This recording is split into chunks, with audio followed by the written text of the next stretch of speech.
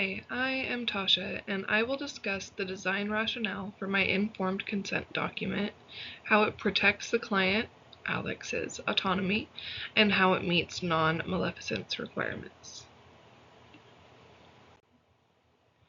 Informed consent isn't just about handing someone a form. It's about creating conditions where clients can genuinely understand their rights and options. Using clear, accessible language supports the ethical principles in ACA Section A, especially autonomy and veracity. A logical structure reflects the elements of ethical decision-making from the casebook, organizing information to support comprehension. Accessibility also ties into justice, making sure every client, regardless of background or ability, can engage with the material, and the intentional design reflects fidelity and professional responsibility, which Wheeler and Bertram highlight as essential for reducing ethical legal risk. Autonomy is one of the core ethical principles in the ACA casebook, and it's central to Alex's situation. My role is to ensure that decisions are voluntary and free of coercion. That means explaining choices in plain language, checking understanding, and supporting Alex's decision-making capacity. Wheeler and Bertram emphasize that informed consent requires disclosure of risks, benefits, and alternatives, and that clients need time and space to process information. Respecting Alex's values aligns with Section A's focus on honoring the client worldview and cultural context. Supporting autonomy also strengthens the therapeutic relationship, which is foundational in ethical practice. Non-maleficence is the duty to avoid harm. That's another core ethical principle. When we fully inform clients, we reduce preventable harm and increase trust. The casebook reminds us that beneficence and maleficence work together. We want to promote the well-being while minimizing risk. Wheeler and Bertram also talk about the legal standard of material risk, meaning clients must be informed of anything a reasonable person would want to know before deciding.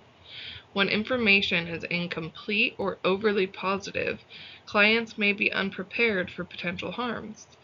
And when both harms are avoided and benefits gained are low, consent becomes ethically and legally inadequate. The ACA emphasizes that the counseling relationship is the foundation of ethical practice and that it starts in the first moments of the encounter. A conversation-based approach supports rapport, trust, and shaped decision-making. When I share information, I'm practicing veracity and transparency. Clarification is essential. It reduces misunderstanding and it helps avoid unintentional coercion. Trust building aligns with fidelity and respect for client dignity. And when we reach final consent, Wheeler and Bertram remind us that documentation must reflect a clear, informed decision. The form matters, but the conversation matters more. This quote from Rita Sharon captures why the tone of the encounter matters so much. Clients decide whether they feel safe enough to share their real concerns within the first few moments. That emotional safety is part of ethical practice. It supports autonomy, trust, and the therapeutic alliance. When clients feel heard, they're more able to participate in shared decision making.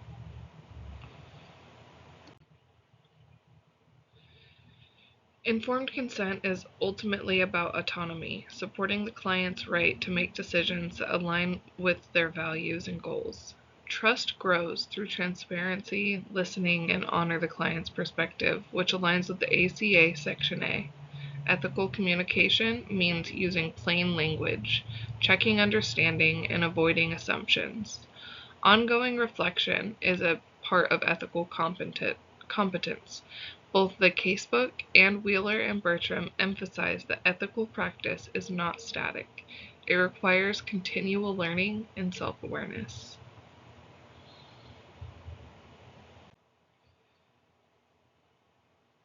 Informed consent is a living relational process. It's rooted in autonomy, beneficence, and maleficence.